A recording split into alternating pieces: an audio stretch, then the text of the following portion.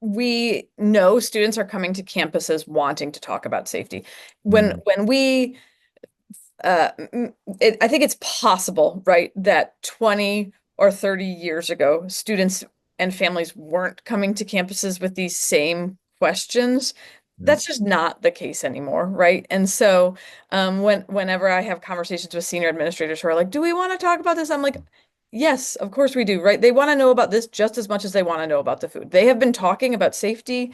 I have three little boys at home, a 7-year-old, and a 11-year-old and a 12-year-old. I almost forgot their ages there for a minute. Don't judge me as a mother. But they're little, right? They're tiny. They've Mhm. been doing drills and having these Right. conversations since he's in first grade. So these are normalized conversations for them in their everyday lives. And so when they come to campus as first year students, it's a normal conversation for them to ask. So I actually think when we don't have a good answer to it, we're the ones who feel uncomfortable and Yes. they sense that uncomfortability. They're like, why do you feel weird not being able to answer this question? This should is just as common as me asking where the bike racks are, right? And you should have a good answer to how quickly can you get me a message? How quickly can you get this room locked down? And so, one of the reasons I love having emergency management and university police in student affairs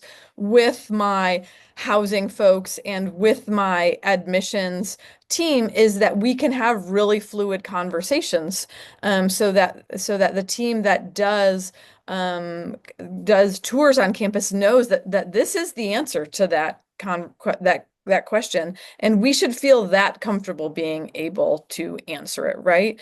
And that they know that this is something that we should be thinking about. It's something we should be planning for. And one of the things that I often talk about with my team is that not only do I want our students to know that these are the resources that they should be using and thinking about their own safety planning on campus, that they should be thinking about. Yeah, we have a safe campus. We live in a safe community, but also it's a really bad idea to just leave your laptop in the library and go get a smoothie at the smoothie bar. That's a really unsafe, like, life strategy. And so I want you to feel safe here, but I don't want you to feel so safe that you make bad life decisions. So, Mhm. helping them feel safe, but not feel so safe that they're making bad decisions. And so helping them do that, and then helping them know that yes, this is a safe campus, but also when you go to downtown Asheville, when you go study abroad, when you go travel the world, we're setting you up here on campus so that you're making good decisions and you're being situationally aware all the way around, right? I want you to know that you have your phone in your pocket and you have that,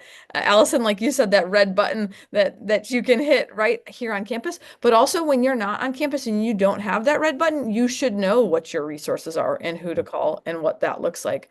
And that's an important part of being an adult, and being prepared in the world around you. And so, I like to make sure that we're strategizing around that from a recruitment and a retention perspective and having a good answer. But I also like to frame it around how we're preparing them for life on campus and life after college.